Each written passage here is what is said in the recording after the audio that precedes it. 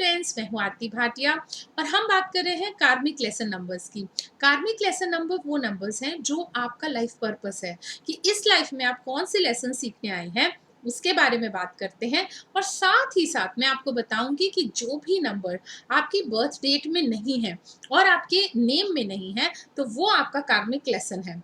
और कभी कभी हम बात करते हैं अपने नेम में करेक्शन की, तो वो नंबर अगर आपके नेम में ऐड हो जाता है तो फिर वो आपका कार्मिक नंबर नहीं रहेगा। इसका मतलब ये है कि बाकी सारे कार्मिक लेसन्स में से आपने वो लेसन सीख लिया और अब आपका आगे बढ़कर आगे काम करना और ज्यादा जरूरी है और नंबर्स के साथ आप काम कर सकते हैं। तो चलिए देखते हैं।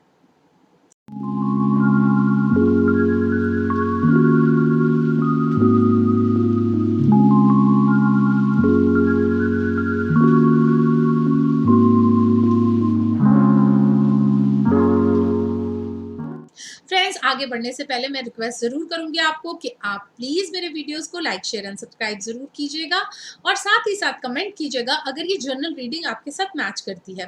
देखिए, सबके बहुत सारे एक से ज़्यादा कार्मिक नंबर्स हो सकते हैं, कार्मिक लेसन नंबर्स हो सकते हैं, इसलिए बहुत पैनिक नहीं करना कि ये आपके साथ मैच नहीं कर रहा। तो आपके एक से ज़्यादा अगर कार्मिक नंबर है तो शायद आपको कुछ और कार्मिक नंबर है वो ज़्यादा इम्पैक्ट कर रहा हो।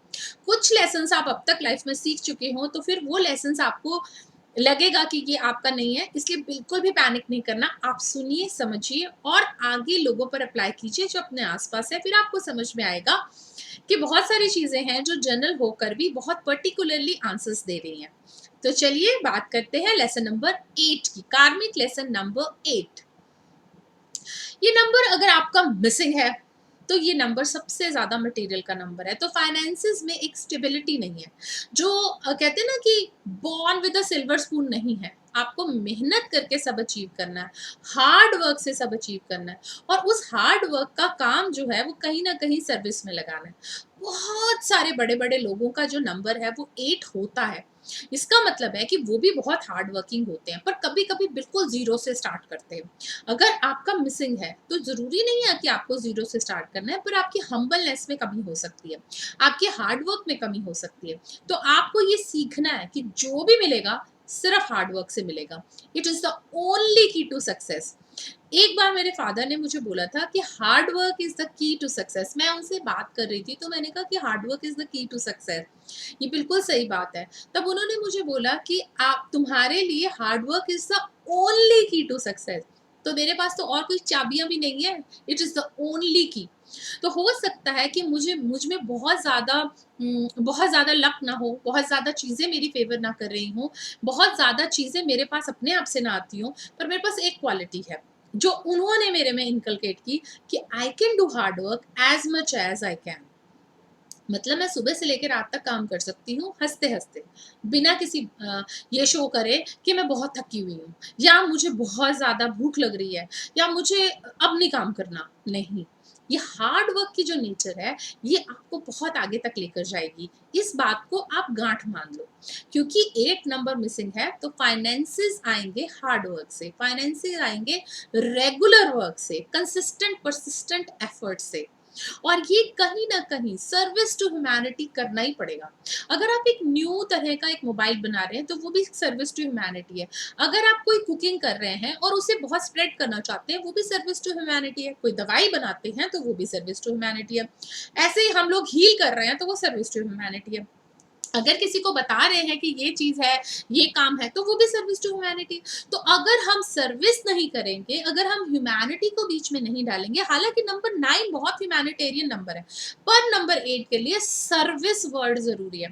और वो सर्विस वर्ड हो सकता है कि लोअर सेक्शंस ऑफ सोसाइटी के लिए हो, कि उनकी सिर्फ अपलिफ्टमेंट, बड़ों की नहीं, उनकी जो अपने आप को डाउन ट्रोदन महसूस करते हैं, उनके लिए डोमिनेट नहीं करना है। आप डोमिनेटिंग नेचर के बेसिकली हैं, आपको डोमिनेट नहीं करना है। चीजों को बहुत डिले नहीं करना है। ये नहीं सोचना है कि अब इस पे कल कर लेंगे, परसों कर लेंगे, फिर कर लेंगे। नहीं, आपको जो काम करना है वो करना है। आपको प्रैक्टिकल डिसीजन लेने हैं, आपको हमेशा कंसिस्टेंटली काम करना है। आपकी कॉन्शियसनेस को बहुत हाईली इवोक्ड होना चाहिए, आपके अंदर ड्यूटी बाउंड होनी चाहिए। अगर आप वैसे सीख लेंगे तो आप ड्यूटी करते रहेंगे, कोई इतनी प्रॉब्लम नहीं होगी। अगर आप वैसे नहीं सीखेंगे तो आपका लेसन है, आपके ऊपर बार-बार फिर रिस्पॉन्सिबिलिटी डलेगी।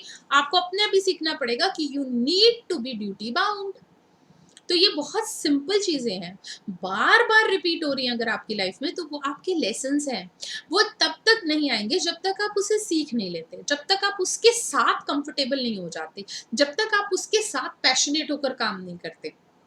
अच्छा, फिर उसके बाद अगर आप ये सोच रहे हैं कि मैं सोशलाइज़िंग करूँगा ही नहीं, मैंने कमाना है पैसा, बस मैंने किसी से बात नहीं करनी, तो वो भी नहीं चलेगा। आपको कुछ-कुछ सोशलाइज़िंग करनी पड़ेगी। उन लोगों के साथ भी करनी है जो डाउन ट्रोदन हैं, उनके साथ भी करनी है जो थोड़े से अपर लेवल के हैं या आपके लेवल के हैं, ताकि उनमें भी बदलाव आए, उनमें भी चेंज आए, उनमें भी एक सॉफ्टर वर्ज़न आए। अगर आप फीमेल हैं तो रूडनेस की बजाय सॉफ्ट हो जाइए। हाँ, मैं मानती हूँ कि आपके साथ बहुत इंसिडेंसेस ऐसे हुए होंगे जो नॉर्मल से हटकर हुए होंगे। आपको स्ट्रगल नॉर्मल से ज़्यादा मिल रही है। पर इसका मतलब ये नहीं है कि हम अपनी बेसिक इंस्टिंक्ट, अपनी बेसिक नेचर को बदलें। मेरी मदर ने एक बार बोला था, मैंने उनको बोला कि बार-बार आप इन लोगों से धोखा खा रहे हो, बार-बार कुछ रिलेटिव्स हैं आपसे एडवांटेज लेते हैं, तो आप क्यों नहीं आपको समझ आ रही? तो तब मैंने बहुत दुःख में, बहुत गुस्से में उनसे बात करी थी फर्स्ट टाइम, तो तब मम्मी ने बोला था कि वो अपनी बेसिक नेचर नहीं चेंज कर रहे, तो मैं अपनी बेसिक नेचर क्यों चेंज करूँ? मुझे पता है वो मेरा फ़ायदा लेना चाहते हैं। हाँ, मैं तुम्हारी बात मानती हूँ कि मैंने अब गलती नहीं करनी, कम कम कर देना है। पर मैं ऐसे नहीं करूँगी कि मैं उनका कोई नुकसान करूँ। तो आप ये याद रखेंगे कि ह्यूमैनिटी के साथ कुछ भी उसके अगेंस्ट करके या उसके अगेंस्ट सोच के आपको कुछ नहीं मिलता है। आपको सीखना पड़ता है कि आपने अपना कर्म कर दिया, अब फल की इच्छा नहीं करनी, जो कर्म किया है वो प्रभु के समर्पित कर दिया। अब वो अपने आप देखेगा कि आपकी इंटेंशन क्या थी, आपको उसमें से मिलना क्या है, आपके लिए भला क्या है। लीडर तो आप भी हो सकते हैं, क्योंकि आप लीडर होना भी चाहते होंगे, अंदर से आपके दिल में होगा, बार-बार ट्राई करते हैं, पर लीडरशिप आपके हाथ नहीं आती है। तो आपको ये सीखना है कि सर्विस की इंटेंशन रखेंगे, तो बहुत जल्दी लीडरशिप भी आपके हैंड में आ जाएगी। ये बहुत ज़रूरी है। बहुत सारे हाइज़ एंड लोज़ आप फ़ील कर सकते हैं लाइफ़ में। बहुत पॉइंट पे आपको लगेगा कि अब मेरी लाइफ़ बिल्कुल सेटल है, और बहुत टाइम पर ऐसे भी लग सकता है कि सक्सेस तो मैंने कभी देखी ही नहीं। तो ये एक पावर और स्टेटस के बीच में हमेशा आपको कहीं न कहीं अप डाउन रहेगा। स्ट्रांगली बिलीव है आपका रिलीजन में, और आप कहीं न कहीं रिजिड भी हो जाते हैं। तो रिजिडिटी मत कीजिएगा अपने धर्म के साथ, या अपने अगेंस्ट, या अपने किसी ऐसे धर्म के साथ जिसको आप अगेंस्ट का मानते हैं। बिल्कुल सेकुलर हो जाइए, आपके लिए बेटर हो जाएगा। एक्सट्रीम जो एक्सट्रीमिटी है इसकी, उसे आपको कम करना ही पड़ेगा। और अगर आप बिल्कुल भी धर्म में विश्वास नहीं कर रहे हैं, क्योंकि ये भी एक्सट्रीम नेचर है आपकी, अगर आप बिल्कुल भी नहीं कर रहे हैं तो कीजिए, क्योंकि स्पिरिट जो है ना, एक हिसाब से रिलीजन नहीं तो स्पिरिचुअलिज्म हेल्प करेगा आपको। कहीं ना कहीं आपको स्पिरिचुअल होना बहुत ज़रूरी हो जाएगा। आपको एक ईश्वर में फेथ होने से आपको बहुत फ़ायदा होगा। एक और भी बात है, मुझे बार-बार ऐसे लगता है कि आपके अंदर एक फीलिंग होगी कि आप सब लोगों के आस-पास हैं, फिर भी बहुत लोनली फ़ील करते हैं, और कभी-कभी ना बहुत डिटैचमेंट की फीलिंग आती है, बहुत लोगों से डिटैच फ़ील करते हैं। तो अगर अलग-अलग फ़ील कर रहे हैं, तो उसमें भी आपको कहीं न कहीं एफर्ट्स ज़्यादा करने पड़ेंगे to be a part of the group, to be a part of the society, whomsoever whatever society you find yourself into, to become a part of that society you need to put up more efforts. तो ये तो था number 8, जो कार्मिक lesson number 8 है। Friends please मेरे video को like share and subscribe जरूर कीजिएगा। Thank you so much friends.